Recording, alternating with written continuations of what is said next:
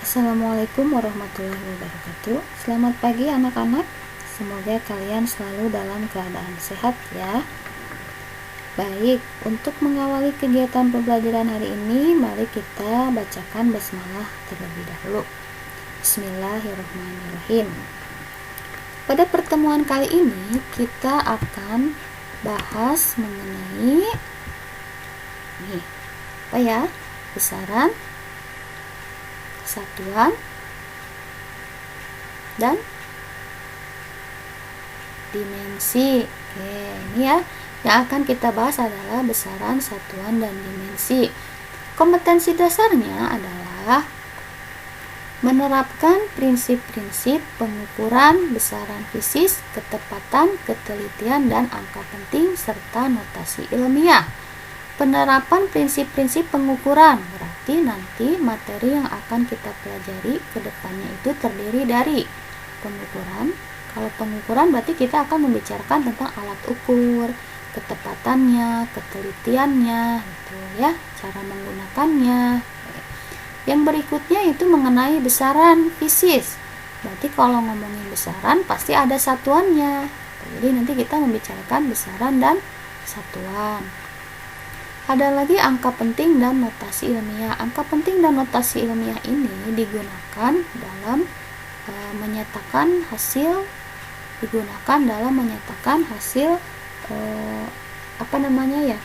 percobaan gitu ya. Hasil-hasilnya dinyatakan dengan angka penting dan notasi ilmiah. Maaf, ada iklan. Oke, kita lanjut ya.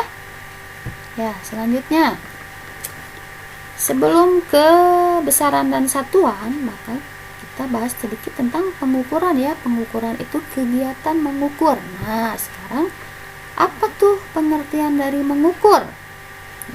Ya, mengukur, membandingkan suatu besaran yang akan kita ketahui dengan besaran yang sudah ditentukan gitu. Baik. Itu ya, mengukur. Nah, pada zaman dahulu, orang-orang sering menggunakan atau mengukur menggunakan satuan. Satuannya itu pakai anggota tubuh. Contoh, yang ini. Pakai kayak gini nih. Ini disebutnya hasta. Nah, berapa hasta? Hasta itu dari ujung sini sampai ujung sikut. Nah, ini hasta. Ada lagi depa. Nih, dari ujung jari kanan sampai ujung jari kiri. Itu depa. Atau pakai ini nih. Pakai apa ini? Oke, ini jengkal ya. Nah, satuan-satuan ini sering menyulitkan dalam komunikasi. Kenapa? Coba. Iya, karena ukurannya tidak selalu sama, beda-beda. Jadi kayak misalkan kita ngukur pakai jengkal anak-anak dengan jengkal kita, jengkal yang dewasa, pasti beda lah panjangnya ya. Apalagi bayi sama ibunya, misalkan pasti jengkalnya beda banget. Sama halnya dengan ini nih. Ini pakai depa. Depa itu yang laki-laki dengan perempuan itu biasanya beda karena panjang tangannya beda gitu ya. Nah, satuan-satuan ini karena tidak bisa digunakan secara internasional, maka disebut atau dikatakan sebagai satuan tidak baku. Ya. Untuk memudahkan kebutuhan komunikasi apalagi kepentingan ilmiah, maka pengukuran itu harus menggunakan satuan baku. Nah, satuan baku yang kita sering kenal itu antara lain apa aja? Satuan baku itu misalnya meter, terus liter, terus kilogram. Itu ya.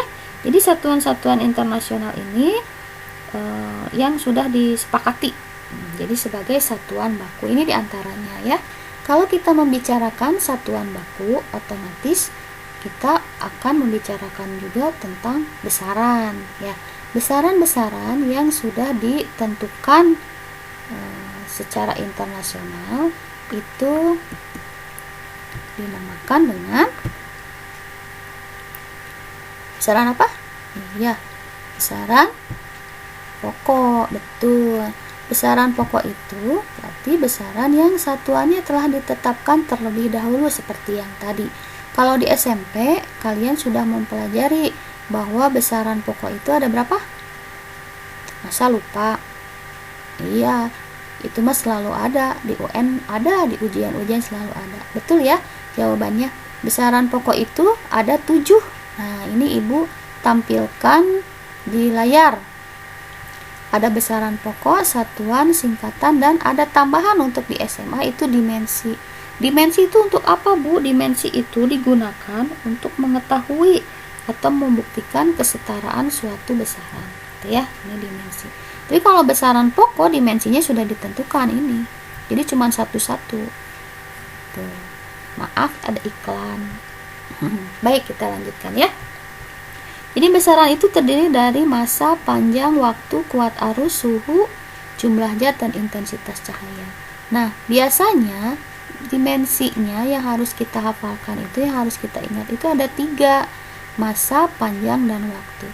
Massa itu satuannya kilogram, dimensinya M. Jadi kita bisa lihat atau ingat simbolnya aja. Massa simbolnya M, maka dimensinya M. Panjang biasanya simbolnya L, dimensinya L. Waktu simbolnya T kan, dimensinya T besar gitu ya. Ini yang sering kita gunakan, yang akan kita gunakan untuk menunjukkan kesetaraan besaran-besaran turunan ini yang 3 ini gitu ya. Nah, kalau kalian sudah mengenal ini, coba alat ukurnya kira-kira apa aja nih? Nih, Ibu punya beberapa gambar alat ukur. Yang pertama ini ya meteran, ada penggaris, ada meteran lagi. Yang ini biasanya dipakai untuk mengukur baju, badan.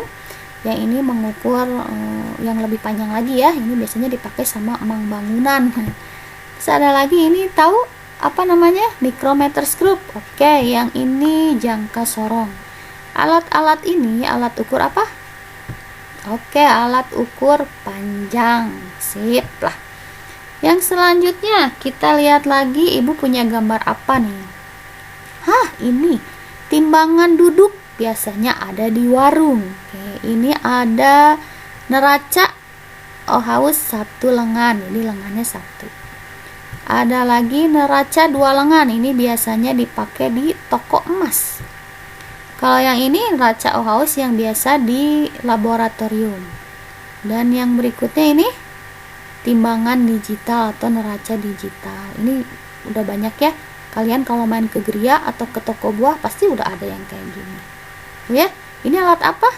Alat ukur massa. Iya, sip, betul. Selanjutnya, coba ada gambar apa lagi ya kira-kira? Nah, ini apa nih? Sinotimer, timer ini ya. Berarti mengukur waktu. Ini digital nih. Ada lagi, ini jam tangan nih, jam tangan mahal nih kayaknya nih, bagus gini ya. Oke. Yang berikutnya, nah ini stopwatch manual, yang ini digital karena ini pakai angkanya digital. Kalau yang ini kita lihat sendiri nih jarumnya ada berapa ya. Ini alat ukur waktu, betul. Yang selanjutnya, ini nih yang sering kita temukan. Biasanya kalau di tempat-tempat umum suka pada ditembak nih ya. Temperatur tembak, suhu. Nah, ini berarti untuk suhu, betul. Yang ini termometer. Ini termometer juga. Ini termometer biasanya dipakai di laboratorium buat percobaan. Ya. Terus yang ini termometer digital juga sama yang ini. Kalau yang ini besar, yang ini kecil. Yang ini mah cepat ditembak langsung titik terbaca aja keseimbangannya. Kalau yang ini biasanya agak beberapa menit lah. Disimpannya biasanya diketek di mulut gitu ya, untuk bayi biasanya ini timbangan bayi. Tuh maaf ada iklan lagi ya, sebentar. Oke, berarti ini alat ukur suhu ya. Yang selanjutnya ini ada alat ukur apa ini ya? Ini disebutnya avometer. Nah, ya ini avometer, ini macam-macam bentuknya. Yang ini digital karena ada angka digitalnya, yang ini manual. Tuh ya. Ini juga sama nih, ada beberapa jenis. Ini avometer atau ampermeter, ini jenisnya beda-beda tergantung skala yang ada di bawahnya ini. Ya, ini digunakan untuk mengukur kuat arus. Tuh. Nah, yang selanjutnya, ini Ibu carikan beberapa alat ini digunakan untuk mengukur intensitas cahaya. Jadi kalau yang ini bagian ininya dibuka, nanti cahayanya pada masuk terbaca di sini intensitas cahayanya berapa. Kalau yang ininya yang dibuka, ini tutupnya ya, dibuka cahayanya pada masuk nanti terbaca. Ini digital semua biasanya. Tidak kita alat-alat ini tidak kita lihat manual, tapi ini semuanya digital. Ini tadi alat-alat ukur pada besaran pokok. Nah, kalau ada besaran pokok berarti ada temennya dong. Apa temennya? Betul. Besaran turunan. Apa itu besaran turunan? Besaran turunan itu berarti besaran yang satuannya diturunkan dari besaran pokok terlebih dahulu. Jadi besaran turunan itu besaran-besaran selain besaran pokok, selain yang 7. Jadi satuannya biasanya banyak, beberapa gitu ya, gabungan dari besaran-besaran pokok. Contohnya apa ya? Nih, yang pertama luas. Kalian tahu kan luas itu rumusnya apa? Panjang kali lebar. Panjang satuannya meter, lebar satuannya meter. Meternya ada 2, kita bisa tulis jadi meter kuadrat. Nah, kalau dimensinya gimana? Masih ingat? Nah, dimensinya untuk panjang itu kan satuannya meter ya. Berarti dimensinya kita tulis L. Karena ininya kuadrat, maka L kuadrat. Nah, untuk mengingat nih, kita lihat panjang itu meter satuannya, ini dimensinya L. Oke, contoh berikutnya. Volume. Volume apa rumusnya? Panjang kali lebar kali tinggi. Panjang satuannya meter, lebar satuannya meter, tinggi satuannya meter. Berarti meternya ada 3 nih, berarti kita tulisnya meter pangkat 3. Satuannya meter, berarti dimensinya L. Kita tulis di sini L. Karena pangkatnya 3, jadi pangkat 3. Berarti volume itu dimensinya L pangkat 3. Gitu ya. Yang berikutnya contohnya massa jenis. Massa jenis ini dipelajari di kelas 7. Ya. Kalau ingat. Nah, persamaannya atau rumusnya massa dibagi volume. Massa itu satuannya kilogram nih ya. Massa satuannya kilogram. Volume tadi ini yang di atas, volume satuannya meter kubik. Berarti kita pindahin ke sini meter kubik. Si meter ini ada di bawah, kita pindahin nih nulisnya ke atas. Berarti asalnya M pangkat 3 jadi M pangkat min 3 ya. Karena posisinya berubah, maka tandanya dia berubah. Sekarang lihat dimensinya, yang satuannya kilogram itu massa, dimensinya M, makanya si kilogram kita rubah menjadi M. Maaf, ini iklan lagi, kita hapus dulu ya. Nah, oke. Sekarang meter, meter pangkat min 3, M-nya kita ganti sama L nih ya. M diganti sama L pangkat min 3 gitu. Jadi dimensi massa jenis itu ml pangkat 3. Lanjut. Oke, kita lanjut. Yang berikutnya ini Ibu pindahkan ke sini ya supaya tidak lupa. Kecepatan. Kecepatan itu jarak dibagi waktu. Jarak satuannya meter, waktu jarak satuannya sekon. Kalau Ibu pindahkan nulisnya, ini asalnya di bawah jadi di atas nih. Berarti asalnya S pangkat 1 jadi S pangkat min 1. M. Lihat ke sini. L dimensinya, maka L. Sekon. Yang ini dimensinya T, berarti Ibu tulisnya T. Karena ini pangkat min 1, ini pangkat min 1. Gitu ya penulisannya. Oke. Selanjutnya percepatan. Percepatan itu kecepatan dibagi waktu. Kecepatan satuan yang ini kita pindahkan aja ke sini. Set, dipindahin. Ini waktunya sekon. Sekon pangkat 1, Ibu pindahin ke atas jadi pangkat min 1.